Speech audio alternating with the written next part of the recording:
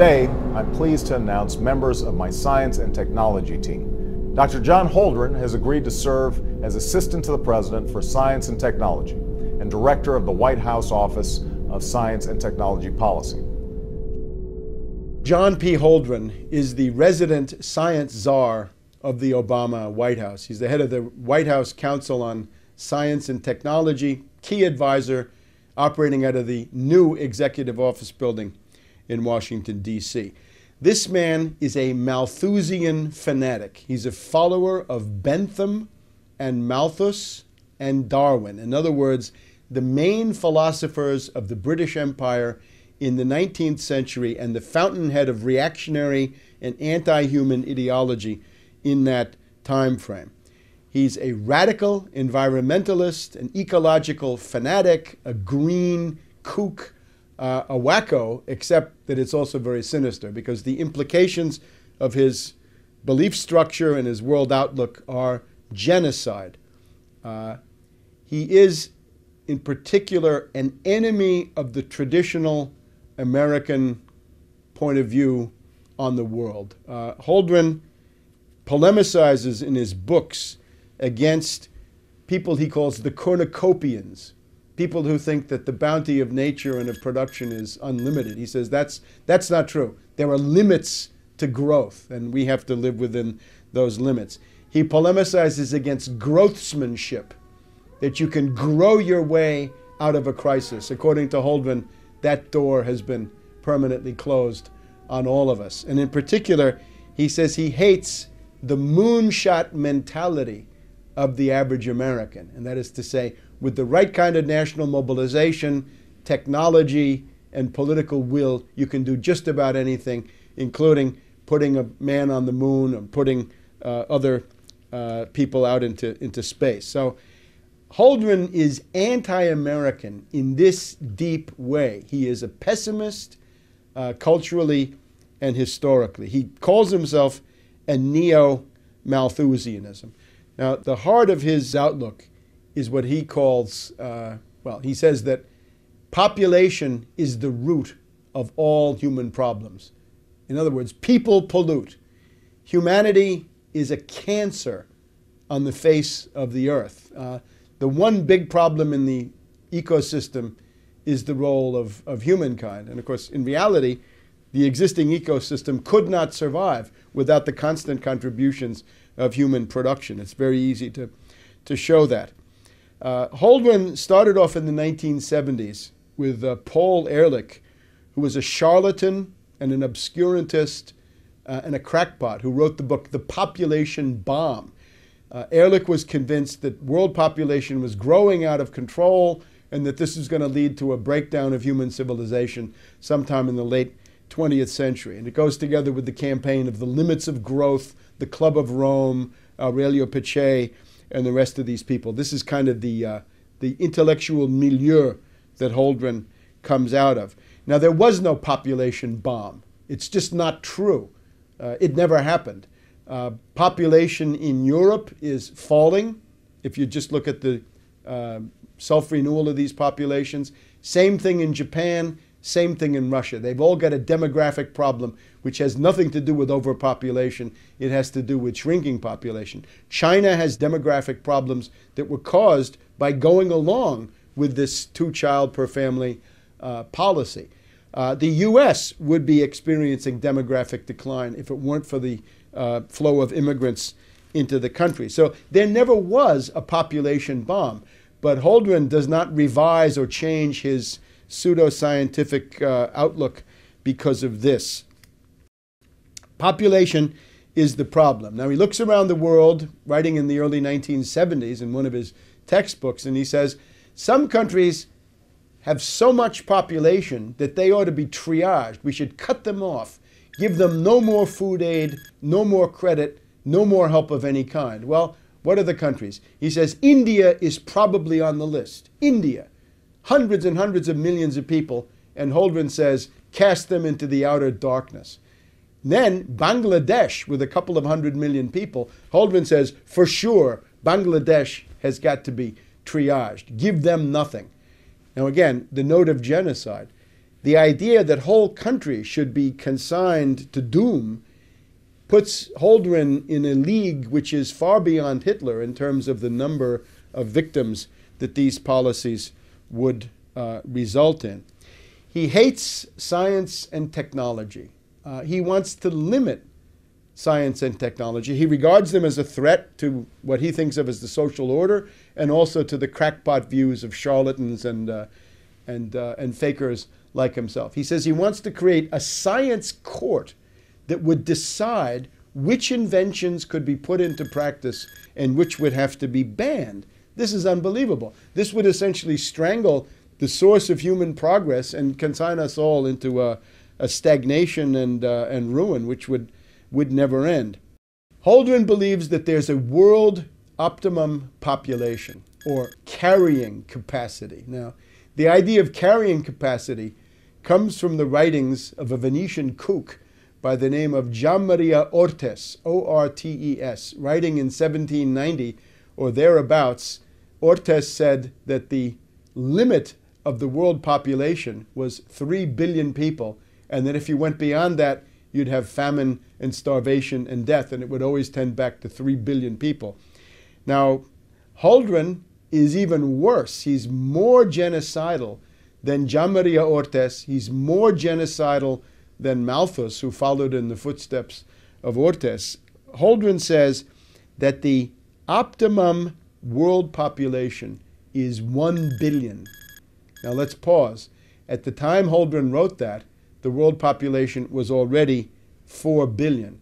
Today, if you say the optimum population is 1 billion, it would mean that more than 5 billion would have to go. And again, these are orders of magnitude that Hitler, Stalin, and Mao never dreamed of. Only in the mind of fanatics like Holdren do we get genocide of these proportions.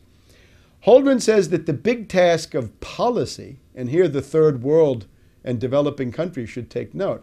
He says the main political problem facing the world is not world economic development, but stopping world economic development. He's very worried that countries like China and India and others, Latin America, South Asia, Sub-Saharan Africa, that they're going to try to imitate the development of the US, Europe, and Japan. And Holdren says that would be catastrophic. What we need is to stop third world development. We've got to convince the third world not to do that.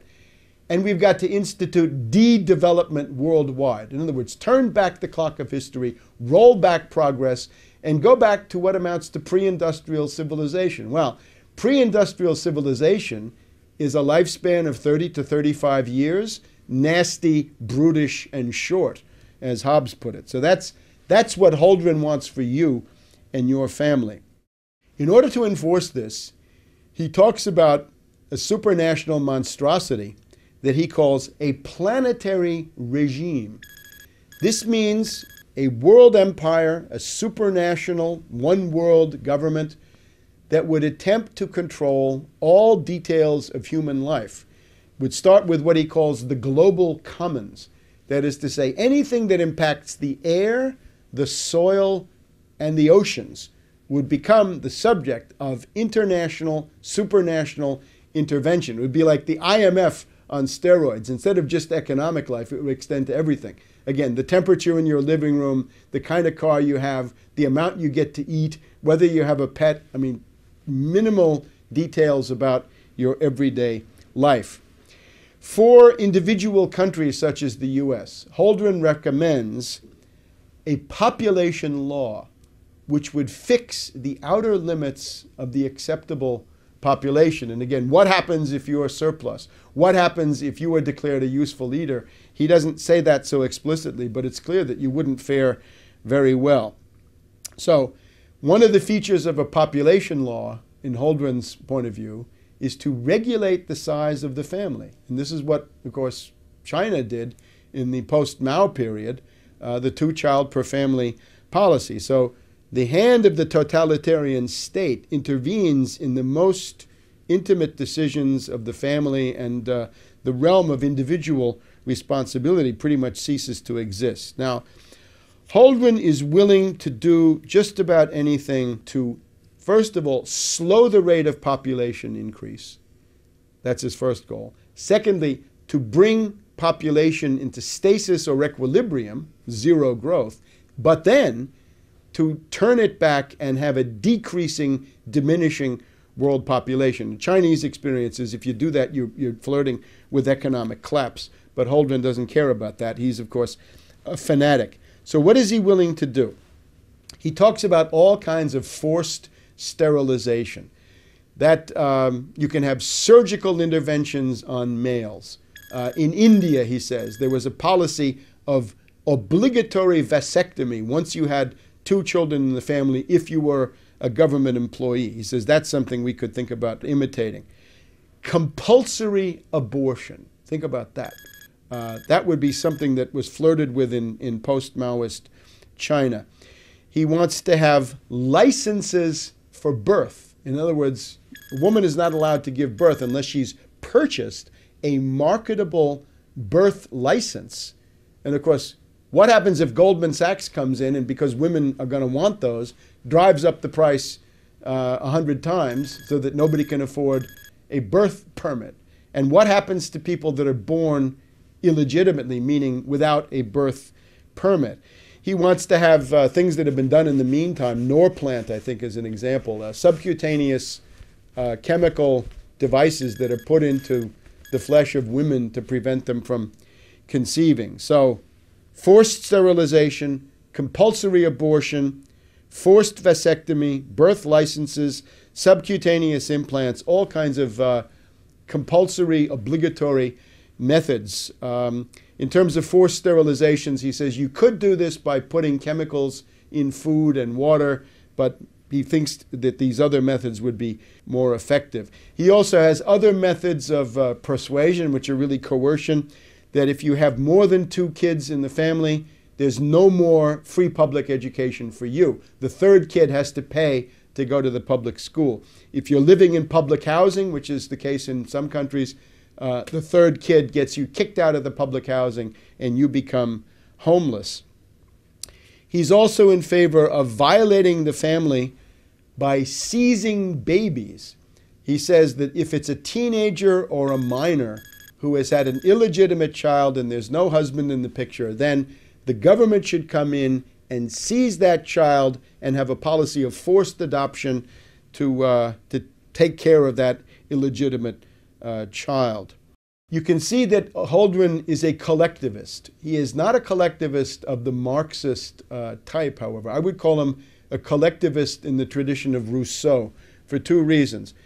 Remember, there are 2 Rousseaus. One is the Rousseau who says that the noble savage is the goal of human life. In other words, the more primitive you are, the less civilization you have, the better you are.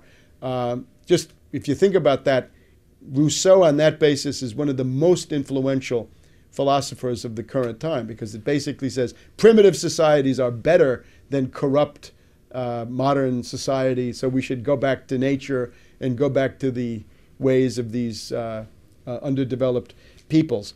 But then there's the other side of Rousseau, which is the collective will. The late Rousseau writes about the collective will and that the individual counts nothing compared to the collective will. This is essentially the philosophy of the reign of terror in the French Revolution, and that's pretty much where Holdren is. So I would call him a Rousseauvian fanatic in addition to being a Malthusian and a Darwinist and a Benthamite, and he wants to have the noble savage, roll back civilization, go back to pre-industrial civilization, or call it civilization if you want to, and at the same time he wants to impose the collective will. He even writes about infanticide. He says that infanticide is found in many primitive peoples, and he says, well, what that means is that these societies thought that the survival of the group and the collectivity was more important than the individual, so they didn't hesitate to kill babies, which implies Holdren's idea of civilization. It's a form of barbarity. Again, in Holdren's world, there are 2 main evils. One is overpopulation, the other is industrial pollution. In the world we live in, the main problem is poverty, ignorance, disease, backwardness, illiteracy, and the rest. The main problem of today's world is a massive underproduction of most of the worldly goods that humans need: food, clothing, shelter, transportation, jobs, housing, healthcare, all the rest. All of that is lacking. 1 billion people in the world we live in are on the verge of starvation because of the world food market situation and the fact that we have almost no food stocks left anywhere in the world. You've also got about 2 to 3 billion people right now who are living under €1 per day, under about $1.50 or $2. So Holdren looks at that world and says the reason for poverty is overpopulation. I would say no. The reason for poverty is underproduction of all the main things. Question for Holdren: if you have a bunch of people and you want to give them all a hat and there are not enough hats to go around, what do? I say manufacture more hats. Holdren says start cutting off heads. That's Holdren. In being a follower of Bentham and Malthus and Darwin, in this administration of fanatics, Holdren is joined by others. Let's look at Cass Sunstein, who is the regulations czar. Sunstein is the pioneer of what is called behaviorist economics. He wants to nudge you or convince you to do certain things. The problem is the nudge is not a friendly nudge. The nudge is going to become a cattle prod, and then it's become a bayonet, and then it's become a machine gun, and God knows what else. That's Cass Sunstein. He's a former law professor from the University of Chicago. Now, he quotes Bentham all the time. Sunstein is a guy who says that animals should have legal rights, including the right to be represented by lawyers in a court. Now, Sunstein, by most people's standards, would be quite extreme. But in the Obama administration, Sunstein is a moderate. Sunstein wants to give legal rights to animals. Holdren wants to give legal rights to trees so that they could be represented by lawyers and they could block development projects because you need more trees. Well, again, I'm all for trees. You want more trees, plant them. During the New Deal, we had something called the Shelter Belt that planted a couple of 100 million trees across the midsection of the United States as an attempt to make the climate better. It was an attempt to deal with the Oklahoma Dust Bowl of the 1930s. The way you do that is to plant trees. Trees are fine, but again, with Holdren, we're going to have trees represented by lawyers stopping human needs from being realized. Generally speaking, the Malthusian, zero-growth, radical environmentalist, ecological extremist movement of the late 60s and early 70s is the precursor that prepares the ground for the radical deindustrialization of the United States in the late 70s and then into the 80s, the so-called Great U-turn, where the U.S. goes from being an industrial power to being a post-industrial rubble heap.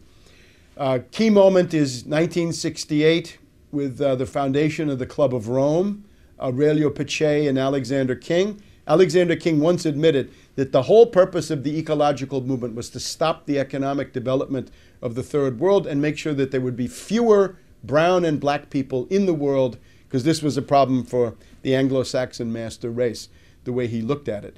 1972, you've got this tremendous work of charlatans and crackpots, Meadows and Forrester, The Limits to Growth, which was that the world really should have ended already because the raw materials are being exhausted at such a rapid rate. So out of that, you get the green movement, the greening of America, and the coming of something that you didn't have before, was a mass constituency for radical environmentalists. In particular, Malthus used to be a dirty word among leftists because he was considered a British imperialist. Marx and Engels had to attack Malthus because otherwise they couldn't function in progressive circles. But by the 1970s, thanks to this, Malthus and Darwin become good guys, when of course they're really very bad and both charlatans and crackpots. So that's sort of the preparation. You've also got people saying that a service economy is better, the so-called Triple Revolution Committee. You've got the government of Edward Heath in Britain and Harold Wilson of the Labour Party saying quality of life is more important than production. All of these are ways to begin arguing the idea of deindustrialization. The way you get it, though, big time in the U.S. is Paul Adolph Volcker of the Trilateral Commission, appointed by Jimmy Carter of the Trilateral Commission. And what Volcker then does is he gets the Federal Reserve, and he raises interest rates to unprecedented levels, a 22% prime rate, meaning that for most people, the interest rates were 30% or even more. And that's for mortgages, for various kinds of business financing and so forth. What Volcker was able to do was to essentially destroy the industrial base of the United States. It became impossible to produce with credit costing that much. Some people compared this to Keynes, right? Keynes said, well, let's have inflation as a cure for depression. And Volcker came back with, no, let's have depression as a cure for inflation. And that's pretty much what he did. He pitched the United States into an industrial depression, which has never ended, wiped out large parts of basic industry, steel mills, chemical, rubber, and all the rest. This is where the jobs went. If you remember Obama's bitter Klinger quote, he says, 30 years ago, the jobs went away, and now we have these bitter people clinging to God and guns and anti-trade. Well, how did those jobs go away? That was Volcker. The industrial base of the U.S. was gutted and destroyed by Volcker, and with the environmentalists there, this could be greeted as something good. The resistance to this in the Democratic Party was paralyzed because, well, it's a good thing after all. We won't have any more smokestacks. Well, instead of smokestacks, you're going to have a declining standard of living, and this is what goes together with it. Since about 1967, the U.S. standard of living has declined by 2/3, and that includes average hourly earnings. It includes the fact that the usual measures of inflation don't tell you how much inflation has been. It's much more because you have to include medical care, insurance, and other things that are not really reflected in the market basket. You're working about 6 weeks more per year. So you've got a longer work day, a longer work week, and a longer work year. Vacations shrink, and the work year is extended by about 6 weeks altogether. The other thing that you've got is your commute is much further, and you're sitting in traffic for a total of about 2 to 3 weeks just sitting there, in addition to whatever the length of your commute would be. If you add all of that together in terms of the burden of economic life on the average standard of living and quality of life, you will find that the U.S. standard of living has indeed declined by 2/3. You can look on shadow government statistics. Their index confirms my finding. It goes from about 300 in the late 60s, early 70s to about 100 today, meaning you've lost 2/3 of your standard of living. So deindustrialization leads to immiseration. It means that the middle class standard of living is destroyed. You've also got more people working. It's not enough for the husband to work. The wife has to work. The kids have to work. The husband has to work 2 jobs. The wife 2 jobs, and all this that everybody knows about. So that is what deindustrialization has done. And that would have been difficult to do without the ideological preparation of green fanatics like Holdren, Ehrlich, Paddock, Meadows and Forrester, the Club of Rome, and collected charlatans and extremists of the 1960s into the 1970s. The disease that we're talking about is not limited to the U.S. Actually, it really originates in Great Britain with these people like Bentham and Malthus and Darwin. One of Gordon Brown's aides was recently so indiscreet as to say that they were talking about cutting the population of the British Isles by 30 million people. Now, that's way more than Hitler could have accomplished. And what it shows, again, is the anti-human fanaticism, the genocidal fury of the Anglo-American ruling elite, that they hate people and they're determined to exterminate people, and that's what they're into. And if you want to live with a ruling class like that, it's going to be nasty, brutish, and short. The origins of eugenics, racist thinking, race science in the U.S. go back in particular to the Harriman family. Averell Harriman was the son of Harriman, the railroad builder, who had been attacked publicly by Theodore Roosevelt as a robber baron, as a public menace. So Harriman, as a parvenu, new money, who had to go to Oxford and talk to old money, he had a tremendous identity crisis and sense of personal insecurity. So what he wanted to do was to create himself a wonderful race pedigree, that he too was part of the Anglo-Saxon master race. So his wife contributed to this famous gathering at the American Museum of Natural History, which was attended by Nazis as well as British and other race scientists, meaning charlatans and proto-genocidalists, who came together with the idea of improving the race. So U.S. states got into the business of sterilizing people, denying marriage licenses. You have these stories, the Kallikaks and the Jukes in New York State and similar things. The Nazis actually said, the U.S. has beaten us to the punch in terms of eugenics measures.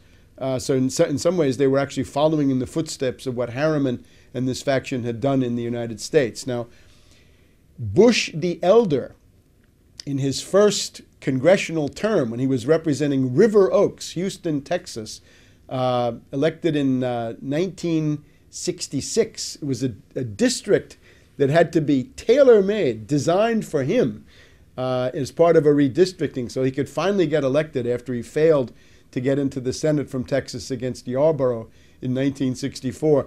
Bush became the champion of eugenics. He brought in Shockley, Herenstein, and these other fanatics, right? The sort of bell curve school, the precursors of that. In other words, people who talk about racial inferiority of the non-white races and things of this sort.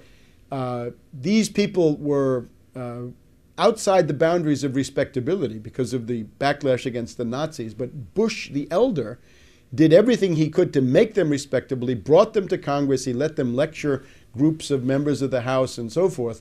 So much so that Wilbur Mills, the head of one of the key House committees at the time, coined the term "Rubbers Bush." That George Bush the Elder was so interested in contraception for the lower orders that he was Rubbers Bush. Now, the idea that I think with Bush the Elder was he believes in the Anglo-Saxon master race. The problem is if you believe in that, you got a problem of numbers because there are so many other people who are not part of this. So what are you going to do? You've got to do something to limit the population growth and probably turn it around among the non-white populations in particular. So I think that is the one thing that Bush the Elder actually believes in as a fixed point of ideology. John P. Holdren, the current Obama population czar, John P. Holdren, the White House science czar, is very much in the tradition of this Harriman eugenics movement, which was rubbing elbows with the Nazis in the 20s and 30s. Things like compulsory abortion, compulsory sterilization, taking children away from parents, preventing marriages, marriage licenses that you have to pay for, implants and other things to prevent birth. This is all in the Nazi or quasi-Nazi tradition of the 20s and 30s. The mentality of oligarchy does not change. We have to remember that as long as there are human individuals, you're going to have the one, the few, and the many. There's going to be one person, small groups of people, and large masses. So this is always going to be with you. These are ontological categories of human existence. The problem you have is if you have the dictatorship of the one, that's a fairly clear-cut problem. If you have the spontaneous mob of the many, that's a problem that people can also recognize.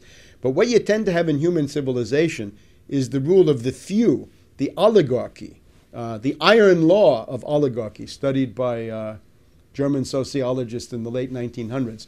Now, the purpose of an oligarchy is really only one thing. A tyrant can have a project. A mob can have a goal. But an oligarchy is there to do one thing, to perpetuate oligarchy, to give it more and more power and allow it to exist. The mentality of oligarchy always depends on the idea that there's an elite and a mass. And there can't be anything in between. There's really no room for a middle class in oligarchy. So the elite has to justify itself based on what? Why should they rule? Are they smarter? Are they more efficient? Are they better?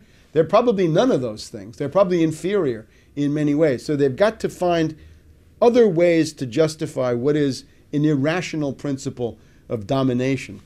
So oligarchs generally find ways to argue that the mass of people are inferior, that their lives are not worth living, and indeed that they're closer to animals than they are to the elite. So whenever you have an oligarchical elite, they're always going to try to portray the masses as ignorant beasts, inferior, or whatever else it is. And that's what we see. This is very strong in the Anglo-American world. The U.S.-British tradition is not that of a dictator. Stalin, Hitler, this you generally don't find. It's also not so much in the notion of mob rule and demagogy of that sort, although occasionally it is. Generally what you have in terms of real power is an oligarchy. So this oligarchy is inherited from Venice, from the Venetian Republic of the Middle Ages, and it's transferred into Britain between 1500 and 1600 or so in the form of the Whig Party, the top aristocratic party, which rules Britain from the early 1600s really until about 1832 and the Reform Bill. So it's an oligarchical system. The US and the British are a polycentric oligarchy where you can't say the Bilderberger runs it, or the Trilateral, or the CFR, or Bohemian Grove, or whatever it is. All of those are power centers that jostle each other and coexist. But what they amount to is an oligarchy. If you have a tyrant, you can convince the tyrant to change policy. It can be done. But to change an oligarchy, as Plato points out, is harder because you've got to convince so many different ones, and as soon as you convince some of them, you've deconvinced others because those are the enemies and they hate the ones that you've convinced. So that's the problem that we face in the Anglo-American world. The Club of Rome is a group of old fascists, for want of a better word. Aurelio Peccei was the most prominent guy. He had been a fascist for Mussolini in the Balkans during World War II, done all manner of crimes there. And then we have his associate, Alexander King, who admitted that embarrassing thing, that the purpose of this was to express the genocide of the Third World. In other words, that it was designed to make sure that there would be no Third World development, that therefore the black and brown people of the world would not become numerous. So the Club of Rome is already the beginning of a genocidal mentality in which Holdren and Cass Sunstein and other people in the Obama regime participate. Naturally, as this becomes more extreme, as the breakdown crisis gets worse, and it is getting worse, as the depression deepens, you get into the definitions of useless eaters, lives not worthy of being lived, non-productive culls, they're called sometimes, surplus population, as Scrooge said, following Bentham and Malthus. And how many are there of such people? As the depression gets worse, it gets to be more and more of the population that are useless eaters and non-productive culls. So the problem that we face is the ideology has deteriorated. The global warming ideology is, at least up to now, the most extreme form because it says that carbon dioxide is a pollutant and that carbon is bad when we ourselves are a carbon-based form of life. So it seems to say that the inevitable results of humanity is pollution, that people pollute, or indeed that people are pollution. It gets back to Ehrlich and Holdren and their idea that humanity is a cancer on the face of the earth. So the ultimate logic of all this is extermination, genocide, the concentration camp, depopulation, and a horror that goes beyond anything seen in the 20th century. That's where Obama is essentially leading. When Holdren is confronted with his published works, the body of work on which his scientific credentials rest, he wants to run away from them and say that he's no longer the environmental extremist that he once was, that his genocidal fury has mellowed with age. But I wouldn't believe that for a minute. It's just that he's become a little bit more sophisticated politically, and he's seen how damaging it is when people throw that stuff at you. It's, of course, a monstrosity that he was allowed to get through that confirmation process in the first place. In terms of genocide, genocide entered the U.S. policy realm in an overt way with this National Security Memorandum 200 by Kissinger in the 1974-75 period, which said that if you have population growth in third world countries, they will compete for the limited natural resources that the U.S. intends to monopolize. I attended the food conference, the World Food Conference of the Food and Agricultural Organization in Rome in December of 1974, which was attended by Kissinger. And I put out some leaflets at this FAO conference in Rome in late 1974. And in response to that, the UN bureaucracy kicked me out of the conference, not for disrupting anything, but simply by pointing out the obvious implications of what was going on. At that same conference, the Soviet delegate made a useful contribution. He said that if you just took the existing off-the-shelf technology and made that available to everybody, you would have no problem with 35 billion people on the earth. The demographic potential is still very, very large, lots and lots of wide open spaces, but they kicked me out. So the Kissinger line was, stop population growth in third world countries, because otherwise they'll compete for natural resources. I guess he's looking into what happens today with Chinese oil consumption and the Chinese in Africa offering their own bids for mining and other products. The other thing to stress is under Carter, and in particular under Secretary of State Edmund Muskie, you had Global 2000 and Global Futures. And that is the real watershed of making genocide, population reduction, euthanasia, population control into the dominant ideology of the U.S. government, the foreign policy establishment, and the State Department. Global 2000 and Global Futures enacted under Muskie are really the turning point, after which U.S. policy in the developing sector is no longer development, but it's rather population control, population reduction with strong genocidal overtones. Holdren writes books about nuclear target selection, nuclear war. He's a strangelove. He's a strangelove under green left cover. However, he recognizes what strangeloves often forget. You can kill more people with economic means than you can with military means. Robert McNamara did his best to escalate Vietnam. Robert McNamara killed more people at the World Bank than he ever did at the Pentagon.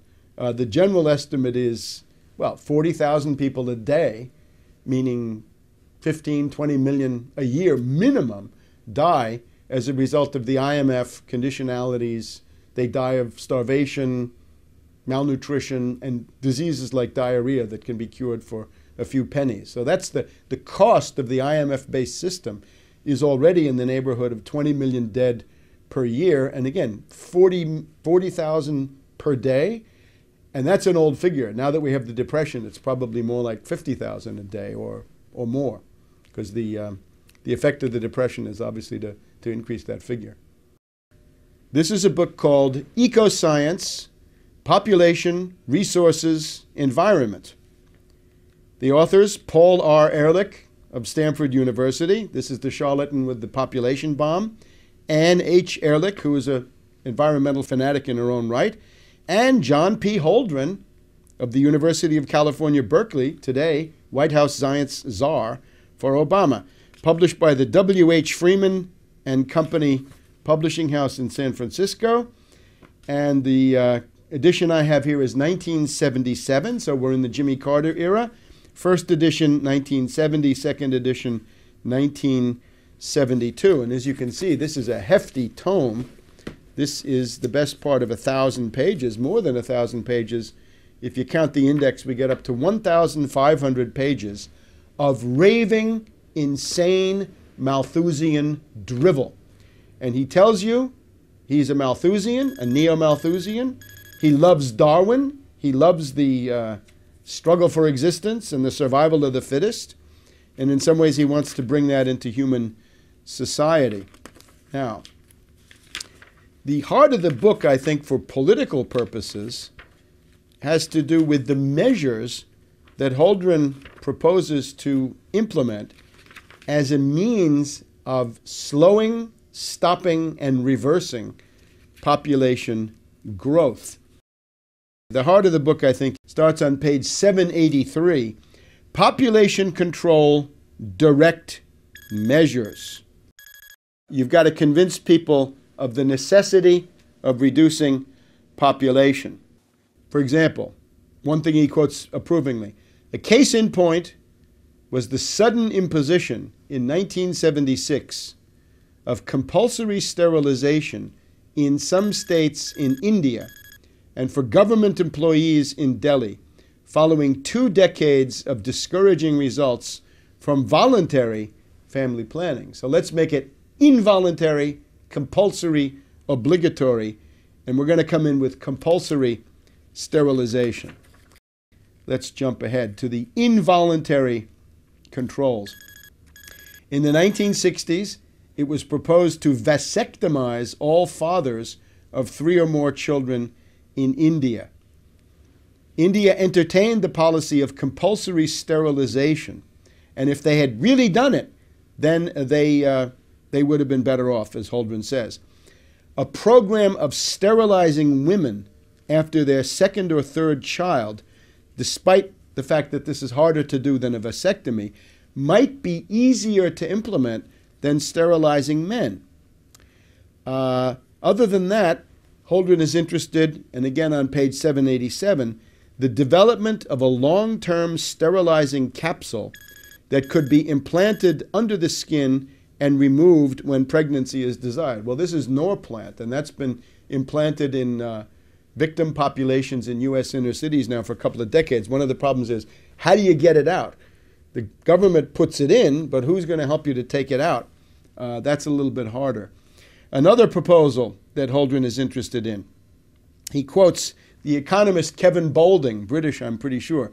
Boulding proposed to issue to each woman at maturity a marketable license that would entitle her to have a fixed number of children. And of course, again, if Goldman Sachs gets into the market, then that could be priced out of reach of poor people. He quotes social scientists who have looked into the effects of a marketable license for birth. A very interesting chart on page 788. Baby licenses. We're told that you can have a monthly subsidy if you have no more than 2 children. You can have a monthly tax on people with more than 2 children to discourage that. A one-time lump sum tax on excess babies over 2. So if you're over 2 children, that's excess. And quotas for families. So again, the basic idea is some measures designed to persuade, and then the hardcore, hardline measures, compulsory sterilization, compulsory abortion, and it's also a good idea to take children away from mothers if they're teenagers, unmarried, and otherwise not suitable. Now, he wants to impose this not just domestically in the U.S., but even more. He wants to have family planning measures. Here on page 789, he wants to have family planning measures in the less developed countries. High priority should be given to stimulating attitude changes and counteracting the effects of pro-natalist traditions. You may remember President de Gaulle of France talked about 100 million Frenchmen as a national goal. Obviously, for Holdren, this is impossible. What are the problems with this? Well, one problem is human rights, page 793. Some people have this idea that there's a fundamental human right for each person responsibly to determine the size of his or her own family. Holdren doesn't like that one. Could this be done in the U.S.? Well, we have the Constitution. Holdren laments, and now we're on page 837. To date, there has been no serious attempt in Western countries, Europe, U.S., Japan, to use laws to control excessive population growth, although there exists ample authority under which population growth could be regulated. For example, under the U.S. Constitution, effective population control programs could be enacted under the clauses that empower Congress to appropriate funds to provide for the general welfare and to regulate commerce. So the Commerce Clause becomes abortion and sterilization. Or for the Equal Protection Clause of the 14th Amendment. So the idea is strip everybody of the right to exist under the 14th Amendment. Such laws constitutionally could be very broad. Indeed, it has even been concluded that compulsory population control laws, even including laws requiring compulsory abortion, could be sustained under the existing Constitution if the population crisis became sufficiently severe to endanger the society. Few today consider the situation in the United States serious enough to justify compulsion, however, laments Holdren. The most compelling arguments that might be used to justify government regulation of reproduction are based on the rapid population growth relative to the capacity of environmental and social systems to absorb the associated impact. The appeal to greed. To provide a high quality of life for all, there must be fewer people, says Holdren. But there are other sound reasons that support the use of law to regulate reproduction. In today's world, Holdren writes on page 838, the number of children in a family is a matter of profound public concern. There is no individual sphere anymore for a Malthusian fanatic. On page 850, Holdren wants to convert to a spaceman economy. This is not the moonshot anymore. This is the idea that you're on spaceship Earth and everything you have with you is a limited resource. So what you've got to do is reduce throughput of raw materials in industrial processes. He quotes a fellow crackpot, Herman Daly, who has suggested a specific mechanism for accomplishing population reduction. Put strict depletion quotas on the natural resources of the United States, meaning that you couldn't use more than 2 or 3% of the existing oil or minerals or whatever it is. The problem with that is, what we've found since the publication of the Limits of Growth is that the available stocks of most raw materials have grown. They haven't gone down, they've gone up because you find more than you use. And that, I think, that would be even more clear if this process were not sabotaged. We would want to impose restrictions on the import of manufactured goods. Well, up to a point, but not for Holdren's goals. And there's a big attack on the cornucopians, again on page 851. The American mentality that you can solve things through science and production is something that Holdren wants to polemicize against. And that gets us then to his favorite theme, page 926, the de-development of overdeveloped countries. We've got to stop the less developed countries from imitating the growth path of the developed world. One key to saving world society lies in a measured and orderly retreat from overdevelopment in today's overdeveloped countries. That would be the U.S. A process we will label, for want of a better word, de-development. So if you thought your living standard was too low, Holdren is here to tell you your living standard is too high. You should be de-developed. World government, international controls, the global commons. The quote here is, mutual coercion, mutually agreed upon. The New World Order. It has been apparent for some time that the nations of this planet cannot long survive, we read on page 939, cannot long survive without a system of worldwide controls for dealing with the ecosphere, the world economic system, and world economic growth. Such a system must be, above all, capable of resolving national differences. This is the basic conclusion of the distinguished professor of international law, Richard A. Falk, as he analyzed the situation, exemplified by the projections of alternative future scenarios. We might enter a plea here for surrendering some national sovereignty to a world government. But it's unfortunately clear that there will not be a supranational government in the foreseeable future. But now 30 years have gone by, and maybe this is within reach at the Copenhagen conference in December of 2009. So we get the U.S. environmental program. And again, in the conclusion, the summary of this is there are two factions on Earth. We have the cornucopians. We can call them the growthsmanship group. the moonshot mentality. Those are people who say science, technology, and industry can solve any problem with political will and the proper effort. And that's pretty much how humanity has survived up to now. But that's the wrong path, according to Holdren. We've got to become neo-Malthusians. On these points, says Holdren, we find ourselves firmly in the neo-Malthusian camp. And again, that's based on Bentham, Ortiz, and it's the basis, it's in turn of Darwin.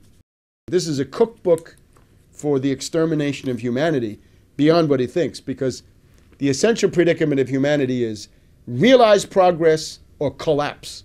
If you look in historians of world history like Toynbee, he's got a catalog of, 20 different world civilizations, and they've all collapsed except one. And generally they've collapsed from within, and they've collapsed to a very significant degree because of thinking like this, that there's a limit to growth and that the privileges of an oligarchy are more important than the standard of living and the success of the individual human family. So this is a cookbook for the extermination of humankind, right? Those series that you see on the History Channel. What if there were no people? Well, Holdren has been blazing that trail for quite a while. This is an ultra-Hitlerian genocidalist who's today operating out of the White House in Washington, D.C., and it's time to kick him out. Maurice Strong of Canada is a British imperialist functionary, close to Holdren in his outlook. In the build-up to the 1992 United Nations Conference in Rio, Maurice Strong wrote that the choice is between collapsing the entire industrial system of the world and the survival of humanity and the planet. And he's in favor of collapsing the industrial system. So he put out a demagogic call to people that the task of the rest of us is to collapse the industrial system of the world. I suppose George Soros and the people at AIG and Goldman Sachs in the derivatives department were reading all that, because they've certainly taken us pretty far down the road to that. If you collapse the industrial system of the world, the problem you find is that the relative potential population density of the world goes below the existing 7 billion plus people that we've got, and that overhang gets into the danger of extinction. So that's a call to genocide, again, on an ultra-Hitlerian scale, issued by Maurice Strong back in 1992. Holdren is very much in that tradition. Ehrlich and Holdren and their ilk are crackpots, charlatans, and quackademics, in the sense that their method is fundamentally wrong. The predicament of humanity is that at any given moment in time, with the existing technology that you have, you face a finite world of natural resources, except that what you can use as a natural resource is already defined by the technology you have.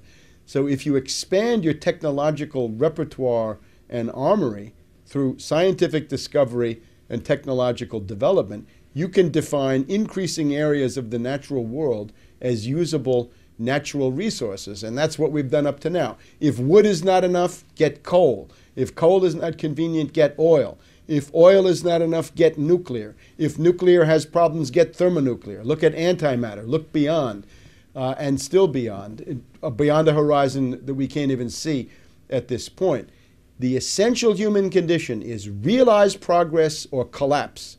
Advance in science, technology, and industry, or you will soon cease to exist. And that's the fundamental human premise that this lunatic, Malthusian, Darwinian, Benthamite school, Ehrlich, Holdren, and the rest of them, deny. The president, I think, has surrounded himself with some of the most brilliant choices. Dr. Holdren, I don't want to embarrass you, but I sometimes refer to you as walking on water.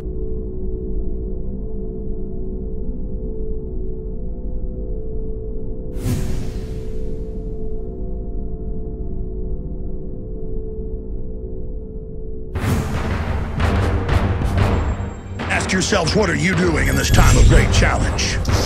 What are you doing to unlock minds? Go to Infowars.com and PrisonPlanet.tv for the latest headlines and cut cutting-edge information.